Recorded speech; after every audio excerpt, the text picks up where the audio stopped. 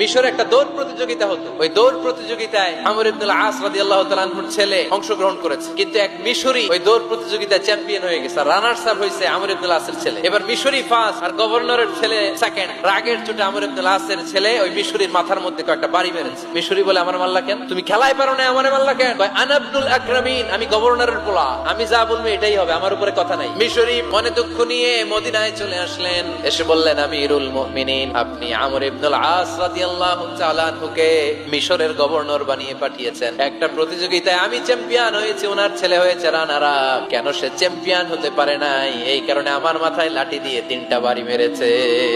ওমর ফারুক বললেন, তাই আগামী বছরের অমুক তারিখ আমি সব গভর্নরদেরকে ডেকে হিসাব নিতে, ওই দিন তুই থাকবি। ওই দিন 7 রাজ্য থেকে 7 গভর্নর হাজির, গভর্নরদের ছেলেরাও হাজির। মিজে একটা লাঠি এনে মিশরের হাতে দিয়ে বললো, এবার তোর মাথায় যতটা মারছে তুই ততটা গুনে গুনে মার, আমি দেখবো। সে বলতেছে, থাক, আপনি বলছেন এতেই যথেষ্ট, মারা লাগবে না, আমি মাফ করে দিলাম। ওমরে ফারুক বলল, খবরদার, মার মার ওর মাথার মধ্যে। মিশরি ওমরে ফারুকের ধমক শুনে ভয়ে ভয়ে 3টা বাড়ি মারলো। এই বাড়ি মারা দেখেও ওমরে ফারুকের হৃদয় ঠান্ডা হয় নাই। লজ্জায় আমর ইবনুল আস, বয়স হয়ে গিয়েছে, সাহাবা, মাথা তখন টাক, মাথায় চুল নাই, লজ্জায় মাথাটা হেট হয়ে মাথাটা নিচু করে রেখেছে।